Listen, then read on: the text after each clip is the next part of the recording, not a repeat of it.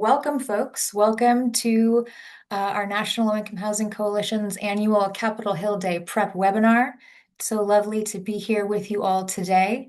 For folks who don't know me, my name is Romina Davidson. I am the VP of Field Strategy and Innovation here at the National Low Income Housing Coalition, and it is my absolute pleasure to open this call and to welcome you all today. If this is going to be your first Hill Day, welcome, welcome. So glad for you to be here. It'll be mine too. And for folks who are joining us again, it'll be really, really great to see you. So thank you so much for joining us. I'll do just a little bit of kind of housekeeping, talk a little bit about what Capitol Hill Day is, and then we'll go ahead and get started. So right now, just before we get this call officially off the ground, we are recording this call to make sure that folks who are not able to attend this webinar have all the information that they need. We also, for folks who have done this call before, you'll notice the chat feature has been disabled. We do ask folks to use the Q&A to ask questions of our presenters, and we're happy to do any kind of follow-up with you all after the call if you want to go ahead and email us at outreach@nlihc.org.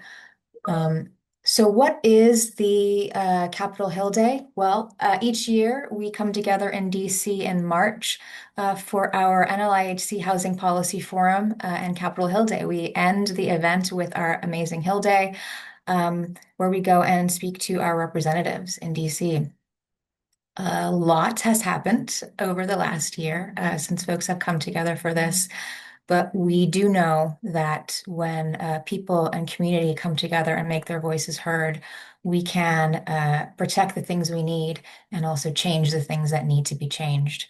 Our collective voices do make a difference. So thank you for joining this call with us. Together, we have in the past, and we will continue to protect vital funding and resources for key affordable housing and homelessness programs. And Capitol Hill Day really gives us just another opportunity to come together, to be with each other, and to let our representatives know just exactly what we need. So I'll go just briefly through the agenda before passing off to my colleague. So today our agenda really is going to be just a brief overview of what exactly Capitol Hill Day is. We'll go through a little bit of our policy priorities and talking points so folks are prepared. We've got some amazing folks talking about what exactly how to do effective storytelling and how to convey messages effectively. And then we have some folks who can talk with you a little bit about what exactly to expect on Hill Day from folks who have participated and led a bunch of this in the past. So really, really excited to be here with you all today. I hope this is as informative as I know it'll be, and we're happy to follow up after as well. So without further ado, I'm going to go ahead and pass to my colleague, Brooke, to go ahead and take us through the rest of the call. Thank you so much, Brooke. Thanks, Romina, and welcome everyone again to today's webinar. We are really excited to have you all today and to have many of you with us on March 13th at our annual Capitol Hill Day. Like Romina said, each year Capitol Hill Day is the end of our policy forum. Our policy forum this year is March 10th through 13th. And so our Capitol Hill Day will take place on that last day on Friday, March 13th. It's a chance for housing and homelessness advocates to be in community with one another and really speak directly with their members of Congress and their staff about the housing and homelessness needs in your communities. We'll host, as we do each year, we'll host an optional light breakfast at the Lutheran Church of the Reformation Meeting Center, which is located near Capitol Hill, offering time for you all to connect with others from your state before your meetings. And participants, if you're coming to us in person, you may store your luggage there during your meeting, so you don't have to lug it around on the hill. But we do ask that luggage is picked up by 3:30 p.m. that day because we do have to be out of there. So definitely be sure to come and pick it back up. The space will also be available between meetings to rest and debrief and check in with NLIHC staff and let us know how your meetings went. While the event itself, Capitol Hill Day, takes place in Washington, D.C., advocates who can't attend with us in person are still welcome to participate through in-district meetings or virtual meetings with your members of Congress and their staff. If you do plan to attend the full policy forum, we ask that you register by February 18th when our registration will close. I'll drop the link in the chat so you can register. And in that registration form, just make sure you select yes, I will participate in Capitol Hill Day in person on that form. And if you do want to attend Capitol Hill Day, but not attend the full policy forum, or you want to participate virtually, like Romina said, please reach out to outreach@nlihc.org, and I'll drop that again in the chat so you have that. And just let us know which state you're in so we can connect you to your state captain. And lastly, I just want to say thank you again for joining today's call to plan how you'll participate in this year's Capitol Hill Day. Like Ramina said, your advocacy and your voice really do matter, and we're glad to do this work with you. So with that, I will turn it over to my colleague, Kim Johnson, who will review this year's policy priorities and talking points. Go Thank you ahead. so much, Brooke. And hello, everyone. I'm Kim Johnson, Senior Policy Director here at the National Low Income Housing Coalition. And it is my pleasure to join you once again for our Hill Day Prep webinar to cover some of our talking points and priorities for Hill Day this year. Before we get started, I do want to just emphasize for folks, we're going to go over these priorities, some talking points, but the most important thing that you're bringing into that room is yourself. It is so important that members of Congress hear from the people who are impacted by their decisions.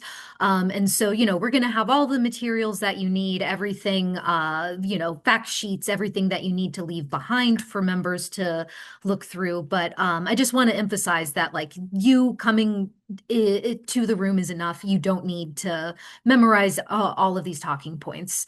So let's jump on in and get started. Next slide, please. Thank you. So first, our top Hill Day priority is just going to be ensuring the continued operation of HUD programs by protecting congressionally appropriated funding and ensuring adequate staffing for HUD offices. Since last year, we've seen some pretty significant reductions in the staffing at HUD, particularly in HUD's Office of Fair Housing and Equal Opportunity. We've also seen some moves from this administration to unilaterally cancel funding for grants or freezing federal grants or using technical tricks like pocket rescissions to try to rescind funding that has already been obligated by Congress. And consistent, reliable funding and adequate staffing are two minimum requirements for HUD to function effectively, right? And without access to that HUD assistance, whether because funding is frozen or because there are simply not enough HUD staff to administer those programs, shelters for people experiencing homelessness would be forced to close. Communities wouldn't be able to follow through with the construction of new housing.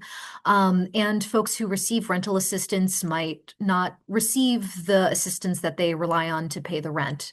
And so it is of utmost importance that Congress understand the important role that HUD plays in your communities in administering these programs efficiently and effectively. Next slide, please.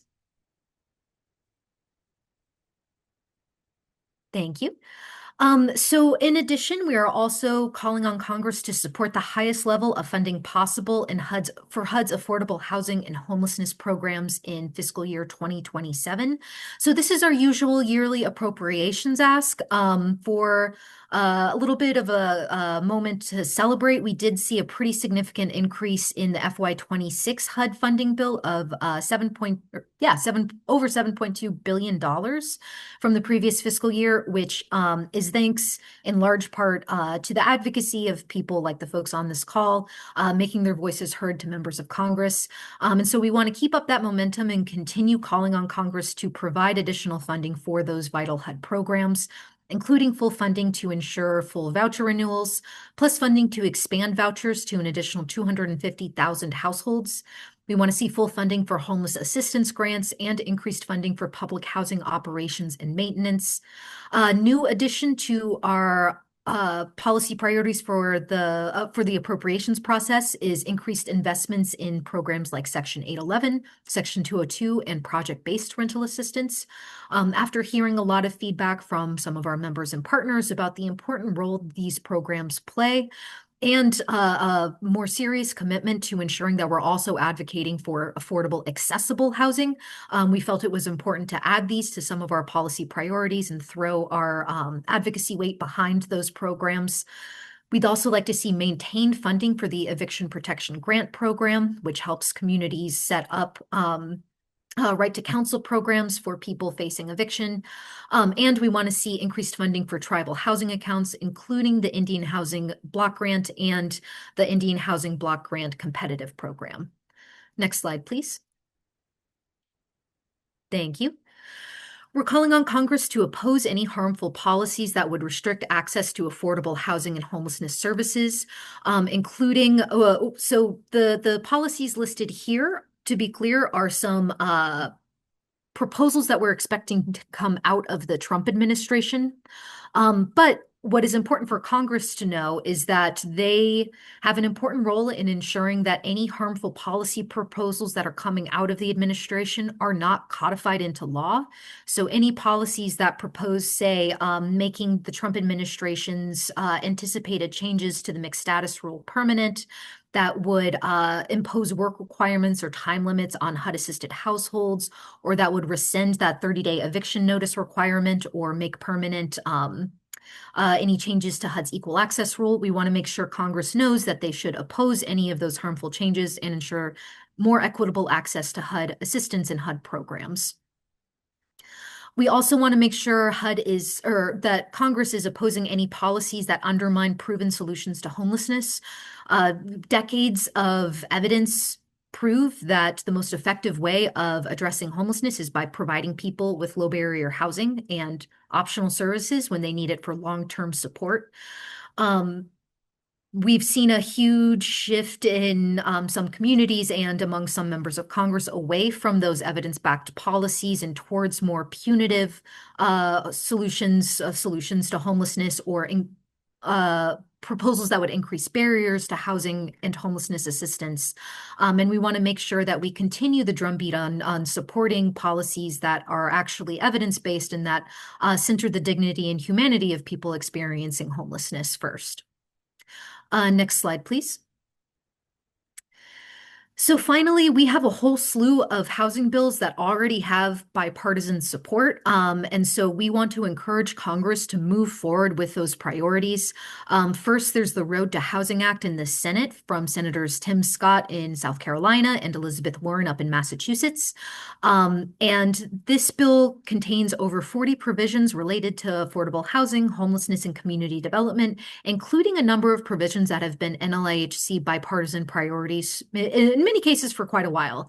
So the Reforming Disaster Recovery Act has been a huge priority for us and our Disaster Housing Recovery Coalition.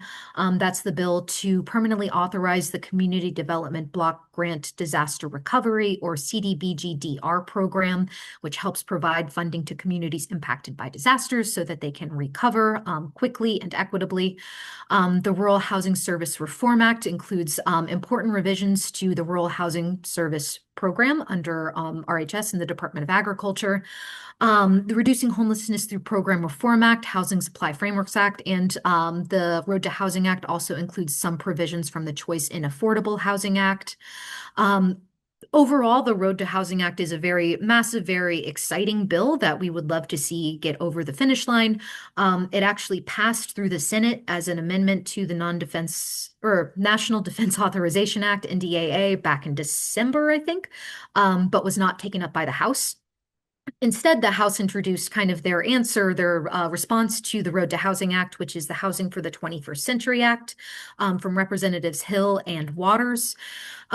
This bill actually passed the House yesterday with overwhelming bipartisan support by a vote of 390 to 9.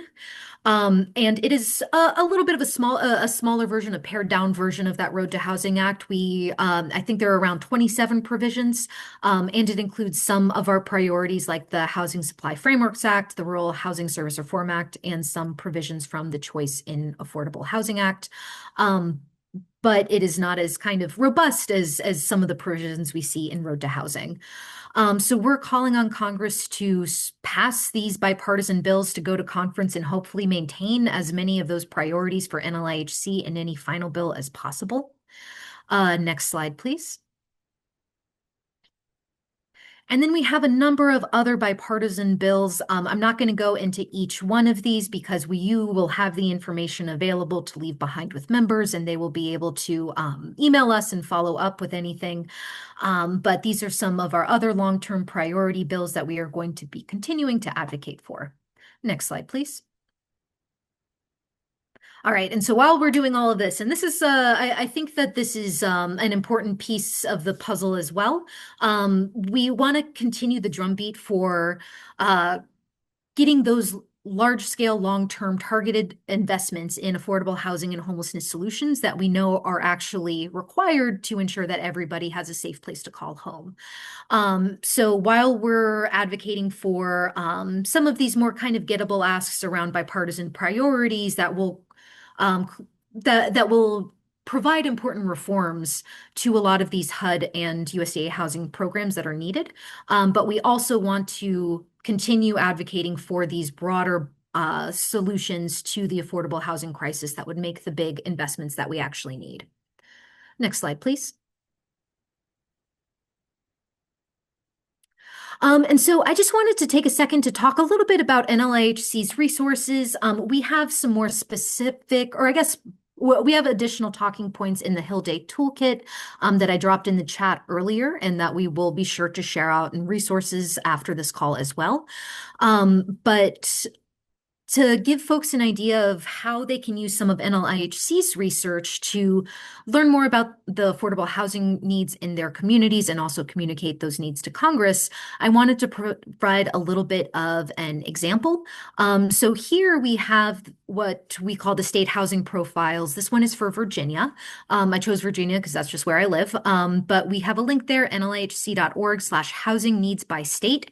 You can plug in your state and get your state and congressional district profiles. So in this, I pull certain information from the data to communicate about what are the needs of Eli renters in Virginia. So in Virginia, there are only 33 affordable available homes for every 100 extremely low-income households. Because of that shortage, about 87% of extremely low-income renters are living in housing that is unaffordable to them, and 77% of extremely low-income renters are spending over half of their income on rent, which leaves little room for other necessities. And if I could get the next slide, please. Thank you. I also wanted to flag that we have this information at the congressional district level as well. Sometimes it can be a little bit tricky to find, so wanted to kind of spell it out for folks. If you are on the state housing profiles, you click over to resources and you will see that congressional district profile. And that is a great way of kind of comparing what your community, what your congressional district looks like against the broader backdrop of the state, which can often help make the argument for increased investments in affordable housing. So for example, in prepping for this, I took a look at my congressional district, Virginia's 8th district. And in the broader state, there are 33 affordable available units for every 100 extremely low income renters. In my district, there are only 19 affordable available units. And so what that tells us is that the affordable housing crisis is even more acute in communities like mine, where it is even less affordable for people with extremely low incomes. Next slide, please. And this is another resource from our Out of Reach report, which looks at what we call the housing wage, which is how much somebody needs to earn per hour in order to reasonably afford a 1 or 2 bedroom rental home at fair market rent in their area. So again, looking at Virginia, in Virginia, minimum wage is $12.41 per hour, and a minimum wage worker would need to work at least 95 hours per week to afford a 1 bedroom rental home at fair market rent. And you can see I grabbed that information from just the little column on the right. And then more information, workers in Virginia need to be paid at least 33.64 per hour to afford a two-bedroom rental home at FMR without spending over 30% of their income on rent.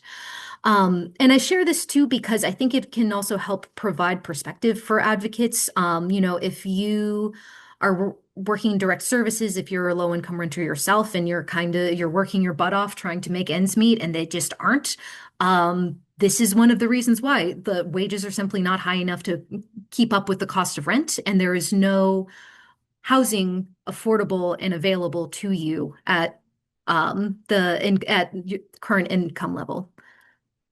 Uh, Next slide, please. Like I said at the outset, the most important thing to keep in mind is that you are there to tell your members of Congress how HUD programs and policies impact you, your family, and your community. The most important thing that you can bring into those meetings is yourself. I can talk to members until I'm blue in the face, but who they really want to hear from is you. So I just also wanted to take a second to say thank you to all of you for your time, work, and advocacy. Whether you're joining for Hill Day, which hopefully you are, would love to see you there, or not. Just really appreciate you taking the time and continuing this really important fight. So with that, I'm going to stick around for Q&A at the end, but I'm going to kick it back on over to Brooke to introduce our next speaker. Thank you so much, Kim. Thanks for that really helpful and thorough overview of our policy priorities and talking points this year. Just letting folks know that I did share in the chat our Capitol Hill Day toolkit as well, and has much of the things that Kim mentioned, so you can use that as a reference point. With that, I will turn it over to Sarah with Housing Narrative Lab to talk about why your voice matters and how to effectively convey your story. Sarah, take it away. Thanks so much, Brooke, and thank you, Kim. I am so excited to be here with you all. Really appreciate you showing up to tell your stories. You're going to hear a lot about stories, and I'm going to say today, I'm just going to chat, right? And I'm really happy to answer questions. And then I'm going to send sort of a deck with the sort of key points that I'm going to cover today over to Brooke so that they can follow up for folks who have registered. So with that, I am just going to say, again, I'm thrilled to be with you. I'm Sarah Armour. I'm the Deputy Director at the Housing Narrative Lab, and I love stories. And that's great because that means that I get to love what I do for a living. So the Housing Narrative Lab builds support for housing solutions that create vibrant, thriving communities. And we do that by shifting the public conversation around about housing as a basic need, about practical solutions to our housing challenges that Kim outlined so beautifully, and the harmful impact on our communities when people don't have the stable housing and the affordable housing that they need. So a lot of what we do is actually work with awesome folks like you to help you tell more effective stories, to help shift public mindsets and beliefs, which then builds that support we need to get more people talking about housing and to get more of our elected representatives understanding the impact of their decisions on our lives. So you might ask, what does story have to do with it, right? You're talking about policy, you're talking about all these important things with your elected leaders, right? Our point is that stories are actually the single most powerful tool in the toolbox that you had. So Kim said it's most important that you show up and you share your experience. And I say, yes, it's most important that you show up and you share your experience through a great story. And I'm going to talk a little bit about why that is and then give some ideas for how to do that really practically. So the why is that it's actually stories are how humans communicate. From the very beginning of time, from paintings on cave walls to our books to what we do when we meet somebody, right? We introduce ourselves, we say where we're from, what sports teams we support, what we do. We get to know one another.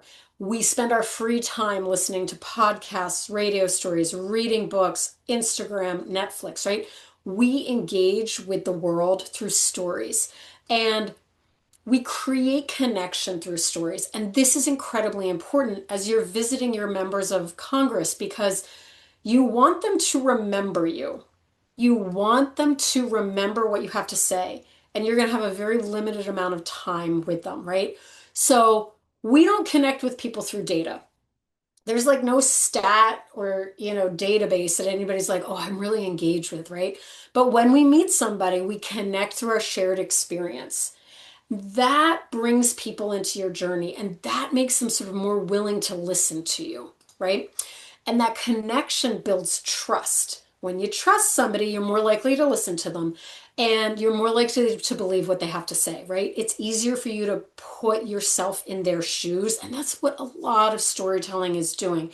It's asking somebody to sort of experience what you've experienced, put themselves in your shoes.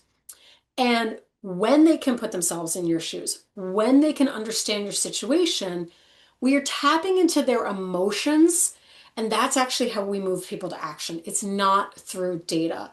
We move people to action based on feelings and giving them something to do with those feelings. So when we think about the types of stories that we want to tell, we want to think about what do we want to leave people feeling? We often say at the lab, people won't remember what you said, but they'll remember, and this is a Maya Angelou quote, like they'll remember how you made them feel, right? We love using that quote because it's true. 3 months from now, you want that member of Congress to remember something about you, how you made them feel, giving them an opportunity to support something incredibly meaningful that either would have made a big difference in your life or would now make a big difference in their life, right? And that's because the feelings that are most powerful and most effective in storytelling, the things that move people to action the most are pride, hope, humor, love, awe, empowerment, right? We know from social and cognitive science that these are the specific emotions that help people move. So, perseverance, aspiration, inspiration, imagining a different world, people doing the right thing, making this great, bold choice based on, love or respect. Those are stories that move people to actions, right? They make people feel good. And then those people want to be part of the thing that makes them feel good, right? And so that's what we're doing here. We're sort of advocating for these things that we want, and we want to do it in a way that makes it easier for the elected representatives to hear you and to sort of take action based on what you've said. Interestingly, that same cognitive research is really clear about the emotions that are not particularly effective, at least for the long term. And those are anger, fear, and sadness. I would say that a lot of political advertising and a lot of news focuses on anger, fear, and sadness. Those tend to not motivate people to do things. They tend to motivate people to kind of shut down and block things, right? They close people off. Their emotions, that sort of get people in a protective and a defensive mode. And what we want is people to say, like, yes, I will, I can. And so we really want to dig into pride and hope and humor and love and awe and inspiration and aspiration and perseverance. So that's an important thing for you to think about when you're crafting your story, right? And so what we're suggesting you do is you go in, and I'm going to give you a hard assignment you can do later, but I am going to suggest that you go in with a 90-second story, 60 seconds for bonus points, right? And it's a story of yourself. It's a story of you. Why do you do what you do?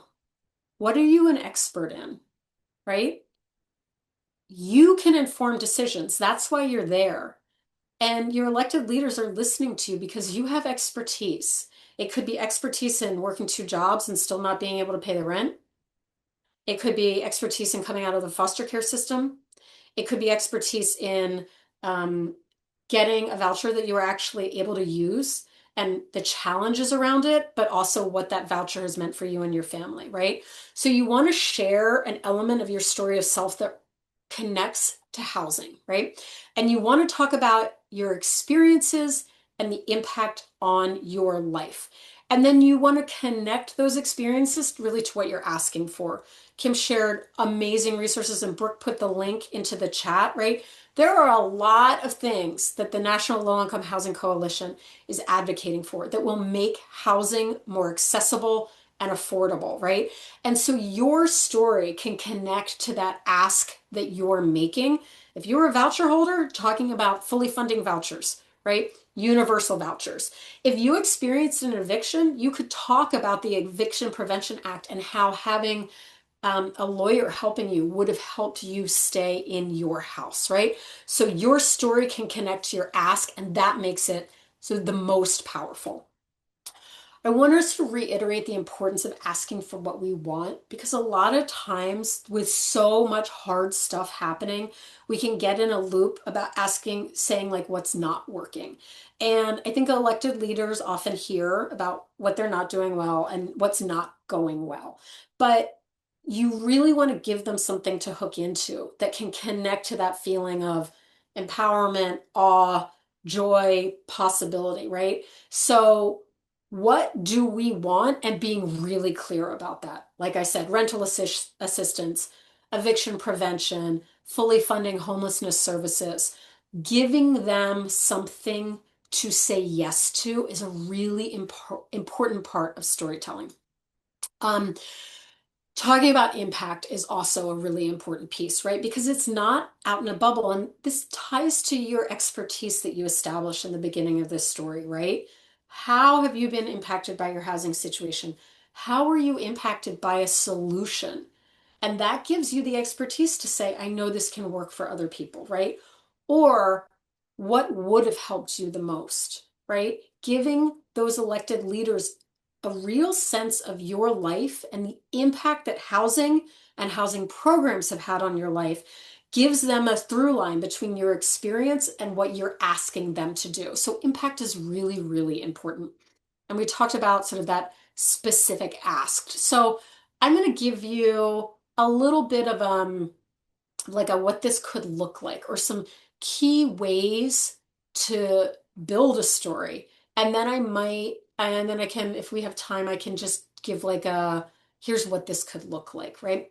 So 90 seconds, practice lots, right? That is always, always, always our advice is to just practice talking to yourself in the mirror, practice talking to a colleague, practice talking to your child, be like, I want to share this story, I want to get it right.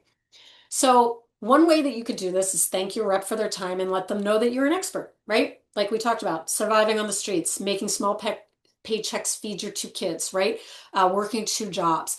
You're sort of establishing yourself as somebody that they need to listen to. You can say where you grew up, right? And what's most important to you. And that's a way of establishing a shared value, especially you're doing state-based work, right? If you grew up in that state, you can talk about your love of a sports team, right? Or love of a specific town or a famous person from that town that really inspires you. That establishes a shared value. And that sort of says, like, we're from the same place. We like the same things. That's a way of building trust, which we talked about is so important in storytelling. And then we really say that you should share 1 to 2 things about your experiences in housing, right? The biggest challenge that you faced, or something that tipped you into a really hard housing situation, which is sort of the climax of your story, right? It is hard. I want to acknowledge it's really hard to winnow down your story into 90 seconds into 1 or 2 things. And oftentimes we want to share like all the stuff that's gone down. And that is important. And this is not the most effective place to do that because we want them to remember the 1 or 2 things. We want them to remember those 1 or 2 asks that you're going to make of them, right?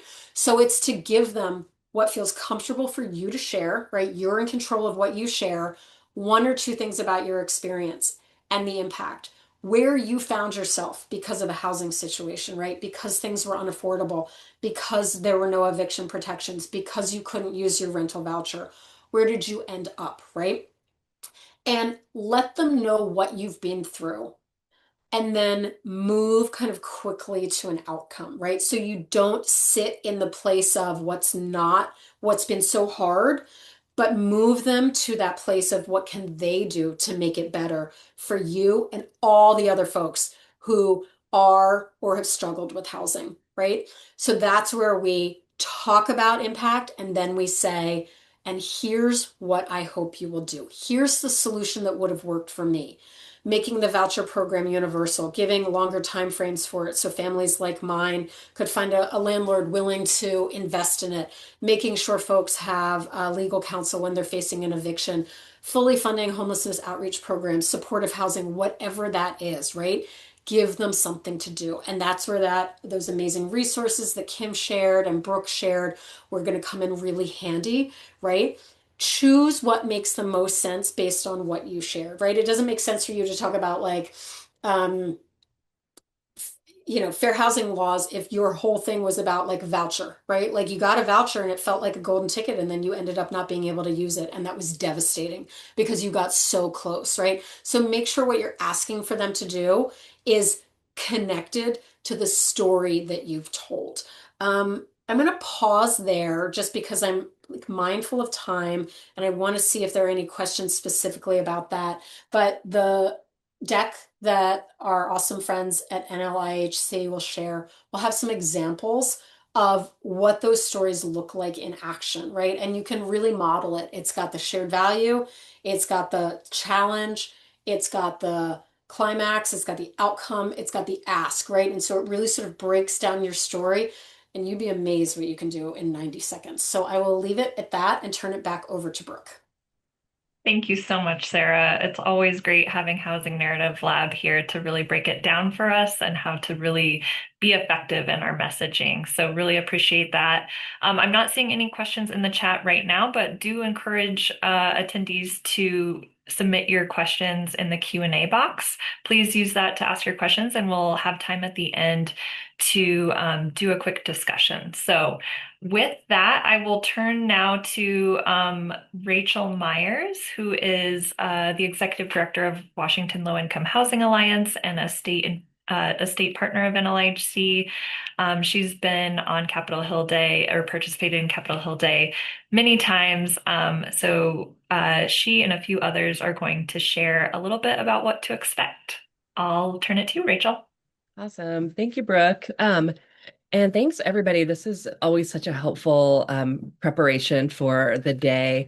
Sarah, I really, really appreciated what you shared, and I'm going to kind of plug in how we have used some of that in the past. I also want to note that Mindy Woods is here. Mindy is almost always on our Capitol Hill Day visits. So Mindy, I don't know if there's an opportunity if you want to share. I don't think we have the chat going, so there may not be an opportunity, but feel free to text me or let me know, Mindy, if you think there's something that you want to highlight that I have missed. So Capitol Hill Day, yeah, we've done, oh, and yeah, again, Rachel Myers, I'm the director of the Washington Low Income Housing Alliance, pronouns are she, her, and I am based in Seattle. I have been doing Capitol Hill Day for many, many years. Really appreciated a couple of years ago, or maybe it was just last year for the first time when NLIHC started partnering state captains with other folks who are other members of the NLIHC who are bringing lived experience to the work, and we sort of partnered together as our Hill Day captains or whatever we call ourselves.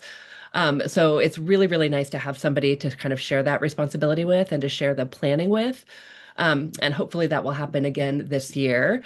I'm going to just give a couple of just really logistical things and then share a little bit about what we have done in the past that I feel like has been helpful and has kind of worked for us, so that you can consider taking some ideas from those if you find it helpful as well. The big thing to be prepared for, just honestly, logistically, is that there is a lot of moving around. The offices are pretty spread out. If you have multiple meetings, hopefully your captain will have tried to schedule them so that you've got most of the House meetings during one block of time and Senate meetings during another block of time, so you're not running back and forth too much, or maybe you'll split up your meetings depending on how many participants you have. But regardless of what happens or how those are organized, there's going to be a lot of moving around. So think a little bit in advance about that. Wear clothes that you can be outside in, that you can take off heavy things when you go indoors because there's a lot of inside outside. Get to your meetings a little bit early because sometimes there is a line to get through security at the meetings. wear shoes that are comfortable. And if there's anybody in your group who has mobility needs, think that through ahead of time. So think about, which meetings various people are going to go to. If anybody needs to get an Uber from one meeting to another, just kind of think through those mobility questions ahead of time is really helpful. You'll probably often find that you are not meeting with the member of Congress. Sometimes you do. We often sometimes meet with the member. But more often than not, we meet with staff, and that is okay. That is not something to be disappointed in. That often means you get a little bit more time with them, and you can kind of dive more deeply into the details. And they have a really important role in the work that the member does. So they can bring what you ask to the member, and having them educated on our issues is honestly, I think, just as important as having the actual member of Congress educated on our issues. Some things that we've found helpful, it's always helpful for us to prep with our team in advance and really think about who's going to cover what our asks are going to be. We're often asked for like, what is a concrete thing that the member can do? Sometimes something like a Dear Colleague letter, in addition to these really important priorities around budget and policy bills. If there's something like that that you can ask them to do so that they can make, say, an easy yes, we've often found that that's a helpful way to engage with them. We often also look up votes in advance of meetings. We look up like, how did they vote on something big that just happened? Are they sponsoring something? We have one member of Congress, one of our senators who is like just a huge champion for the low-income housing tax credit program. And even if we don't really have asks around the LIHTC program, it's helpful to start off by saying thank you for your leadership on that, so that you just have something, you kind of show that you know what they're doing and have something to kind of connect with. And then back to Sarah's comments about, starting off the meeting with a 60 to 90-second story of self. We generally have had everybody kind of go around and introduce themselves and haven't actually prepped people with like how to prepare that story of self. But I think that you gave me that idea this year, Sarah, and I think that we will do that in our prep meeting, is really ask everybody to plan for a 60 to 90-second story of self. And then based on that, think about which of the many asks that we could make is the most natural for them to take on. So thank you for that. We also often start a meeting after kind of the introductions by going through the state or the congressional district profiles. We like to highlight sort of the numbers that are most compelling from our perspective, whether that's the high housing wage or the gap in homes that are available to the lowest income people, kind of point that out to them. And then another thing that we often do is end the meeting. For us, most of our meetings are generally with friendly members of Congress. We have a pretty progressive delegation. So we always like to ask, what do you need from us to be the most effective champion for the things that you and we all sort of share and value and want to see move forward. Most of the time, it's stories.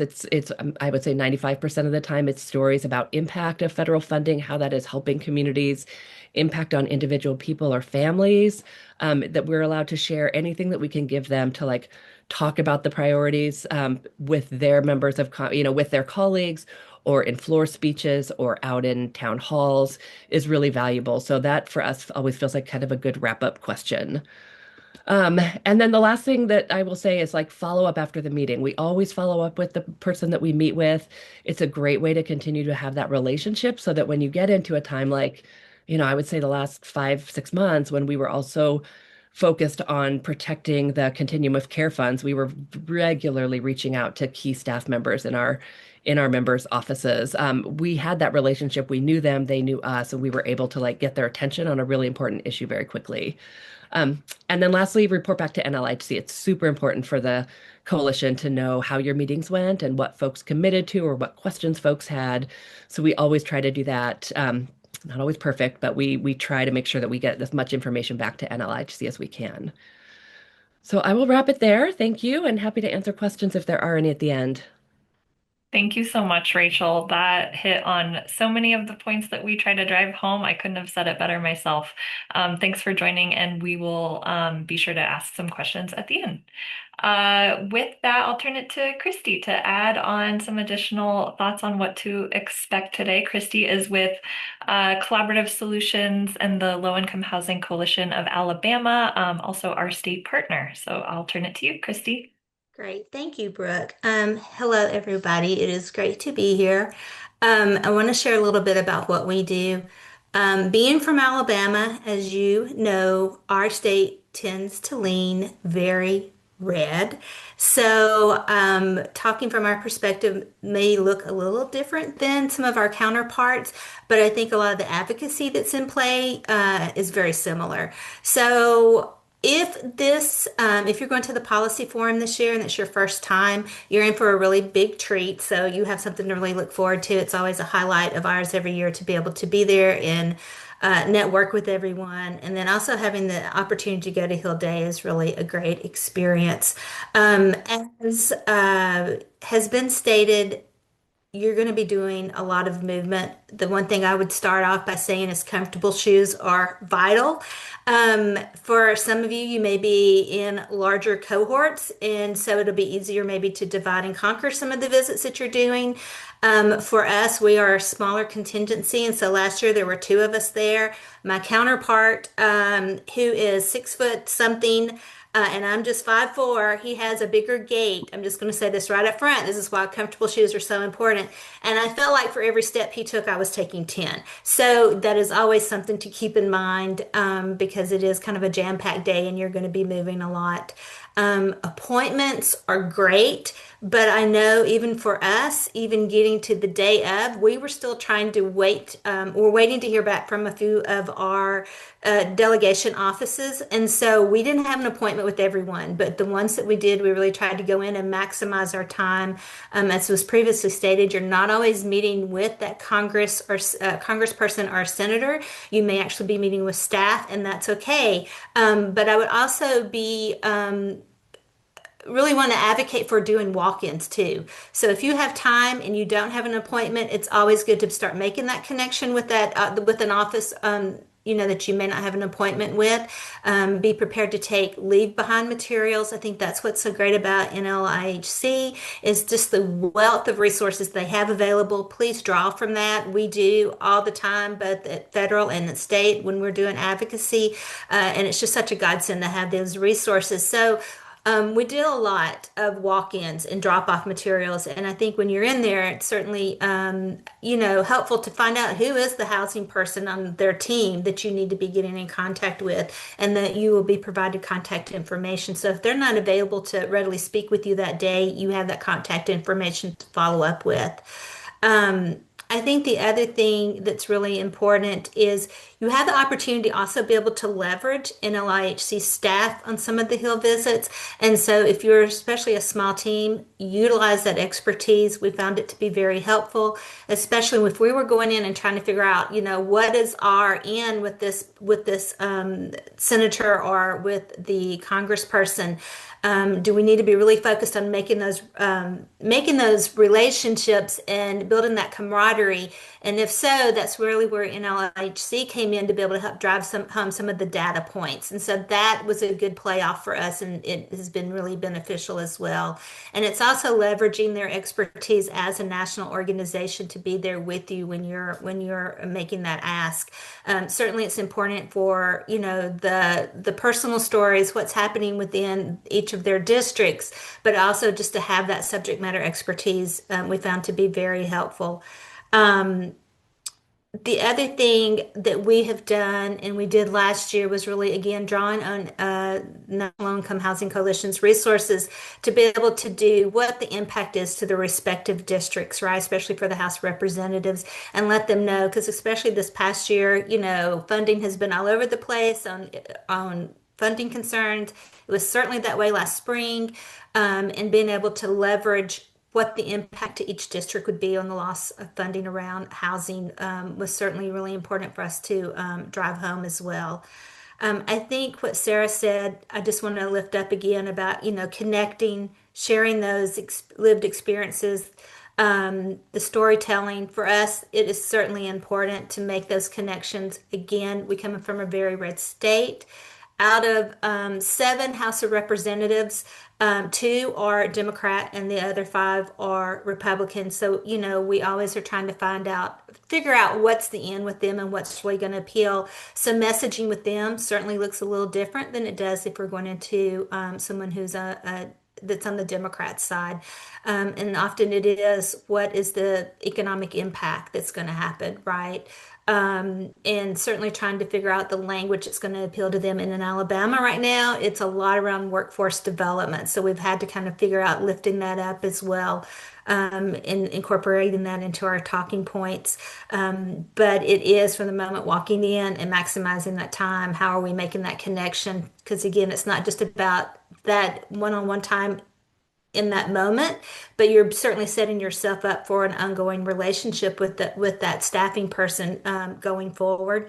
And the other thing I think it's not too early to think about, and I heard this on a call earlier this week, is to be thinking about what happens when Congress goes into recess, and can you start sending out, reaching out to not only the contacts you're making on Hill Day, but also in respective offices when you get back home, to be able, when your senator or House of Representative is back in state, can you invite them in to tour some of the programs to just really see what's the boots on the ground that's happening?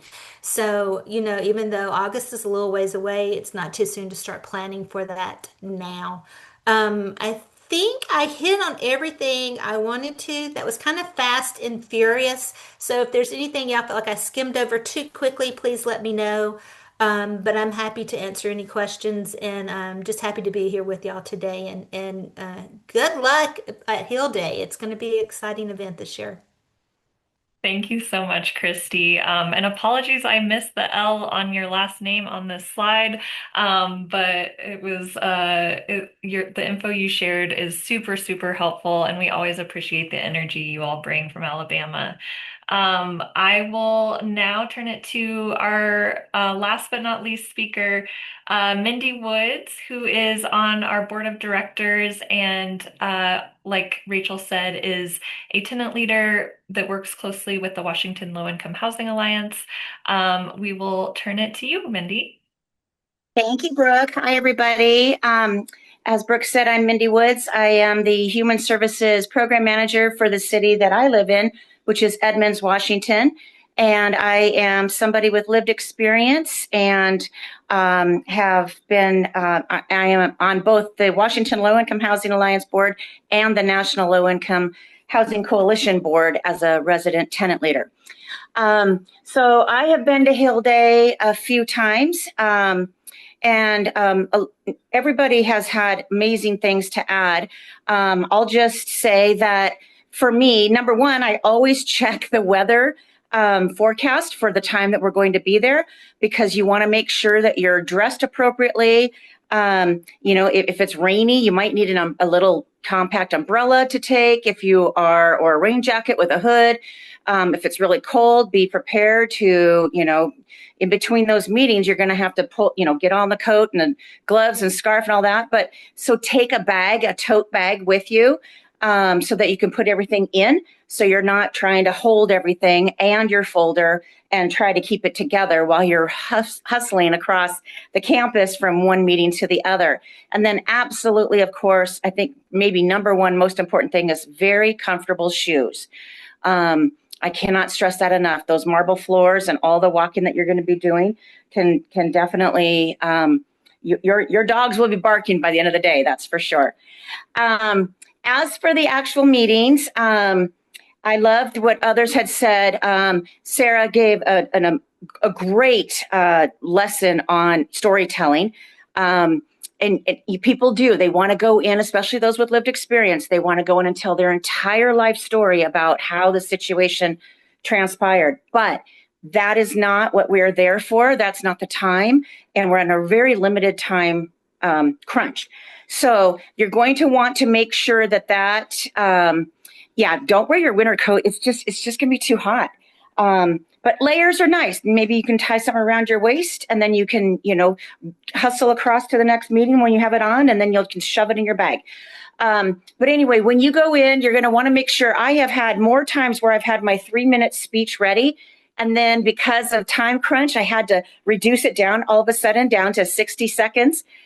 So, no kind of your bullet points on a little flashcard if you need to, that you just are practicing. That just kind of, those are the little points that jot your memory. You don't need to write out a speech, and you're certainly not going to read it. but I always, when we find out who our group is, I always ask who has lived experience and what was that experience? Are you unhoused because you experienced eviction, or is another person unhoused because they couldn't find a unit available that would take their Section 8 voucher, or their Section 8 voucher expired? So kind of find out what the different points or the reasons are, and then tie those to the different bills that we are supporting, or the different asks that, as the NLIHC gives you that packet, what are the different asks that maybe somebody's story could be related to? Because I think that's most impactful. I have had more lawmakers tell me they get all the stats and the data and the charts and the graphs and all of that, but the thing that moves them the most is to have a person in front of them and to hear their personal story. And just like Sarah had said, not to be stuck on the horror of it or the trauma of it. Of course, you can touch a little bit on that, but then just to pull, you touch on it and then you pull right out of it and say, now, if you can support this particular bill, then it would prevent families like mine, or people like me, or veterans like myself, or single parents like me, or children like mine from going through what we went through. And in our community, and then you tie it back to your individual state, your individual area. And if you're not familiar and this is your first time, please go look on the NLIHC website. There is so much valuable information there, and you can get your local state charts, you can get your information for your local area, but also tie in with your state captain, whoever that might be. And, Brooke or Ramina can help you find out who that is if you're not familiar, so that you'll have a little bit of information on your own community, and then certainly the broader information on the federal level. But yeah, definitely the human story that humanizes this issue. I think if lawmakers think of this, they think, oh my gosh, this is such a huge and complex problem. It's too big. We can never do anything. So if you can give them that little nugget of, this is something you can do, like Sarah said, you don't want to leave them with, there's nothing I can do. But here's something you can do. You can make a difference in the lives of so many people, Mr. or Miss Congressperson, whomever it is. Know their title. That's very important. Cannot tell you how many times people go into a meeting and they call somebody senator when they're not, or they call somebody representative when they're actually a senator. So it's important to just do a little bit of homework. It's not a lot, but just jot some things down. But another thing is, like Sarah said, a sports fan. Okay, so Washington State, what can we talk about? Winning the Super Bowl. So, if you've got somebody that you're meeting that is a sports fan, and they'll have memorabilia and decorations in their office. So take note of that. Maybe make a comment about that. Maybe it's a college that they've got their alma mater on. Take a note of that. Maybe they've got pictures of grandchildren, and you're somebody that's got a grandchild too, or you are a parent and you can say something like, aren't children the best? There's always something. If they're veterans, people always are moved by veterans and children and pets. So kind of look around the office real quick, kind of get an idea, and just tie that into your greeting with them, and just kind of breaks the ice, loosens it all up. But most importantly, I think just remember, these are also people just like you and me. We elected them, or our area elected them. So in a sense, we are their bosses, because we can also unelect them. So just look at them as just people. They don't know what we know, and what they need is our information. Rachel made a good point of always asking at the end. We always have an ask. So, sir, ma'am, how can we help support you in getting this bill over the finish line? But if they are somebody that is more conservative, because the other half of our state is generally very conservative, I will always ask with, what further information do you need to help you get behind us and support this? Sometimes it's a lack of information. So, and they'll tell you, maybe they want a specific data set. Maybe they want more stories. Everybody wants stories. But I always ask that, what information can we get you that you are needing to help you support this ask? So with that, we're at time. So thank you, everybody. And I look forward to seeing you all in DC.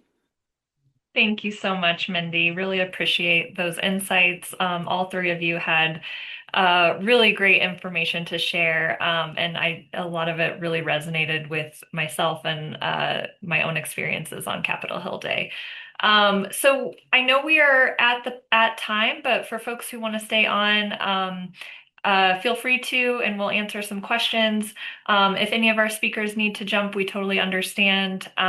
We will follow up with folks with the Capitol Hill Day toolkit that I shared in the chat, as well as who to contact to get more information about who your state captain is, and to answer any other questions you have. So I will take a quick look at, we have one question asking who will schedule the meeting for for your respective state delegation. I will just say that our state captains generally do that, but each captain has their own capacity and preferences. So we will be sure on the field team to connect you with your state captain, and they'll coordinate with you on next steps with that. This person asks, I serve on a continuum of care and roundtable on homelessness that aggregates dozens of organizations. Some organizations are hesitant to do anything that looks like lobbying. Can you help me with the language to invite them or their representatives to this day?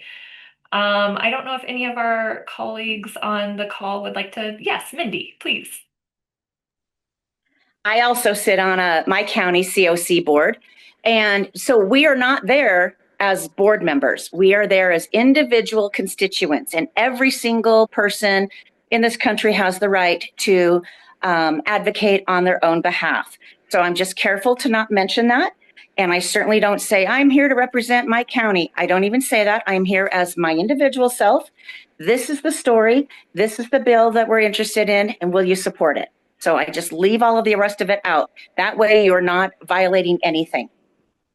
Absolutely. Great point, Mindy. Thank you for sharing that, and thank you for the question. Let's see, we answered about appointments. This one is also for you, Mindy. As a person with lived experience, how do you deal with a member or staffer using your success as a, if you did it, everyone can. So the programs work. No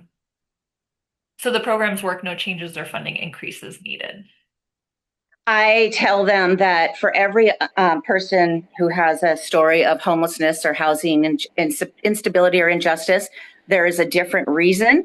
And so one size does not fit all. And I can also say I had to experience homelessness twice as long because I had to sit on a wait list. There is not enough funding. There's not enough beds for people as far as shelter. And then there's certainly not enough services for permanent supportive housing or programs that will help somebody graduate out of homelessness into other programs. So I just say, yeah, it was a success. And that is why we need to increase the capacity and increase the funding. Absolutely. I'm not seeing any other open questions other than there was one that Sarah answered before she had to hop off, and I just wanted to share with the group. The question was, if our delegation does not include any consumers or people with lived experience, how can agency staff share their stories effectively with emotional impact? And Sarah shared, ask for people's stories and let them know you want to share it. First, get permission, of course. And then once you have that permission, and some talking points of how they want you to share it, tell the staffer or representative that you want to share a story. Let them know that you are working to ensure that person has a safe and affordable place to call home. Contextualize your ask based on the person's story and make it part of yours, such as why you do this work, how that representative can serve that person. So thanks for that question and for the answer, Sarah. I'm not seeing any other questions. So with that, I will close us out for the day. Again, thank you so much for joining today's webinar, and we will be in touch with following up with the recording and advocacy toolkit for Capitol Hill Day. If you have any questions at all about where to go for Capitol Hill Day, who to get connected with, please reach out to outreach@nlihc.org and we'll get you where you need to go. Thanks again, and looking forward to seeing many of you next month. Take care.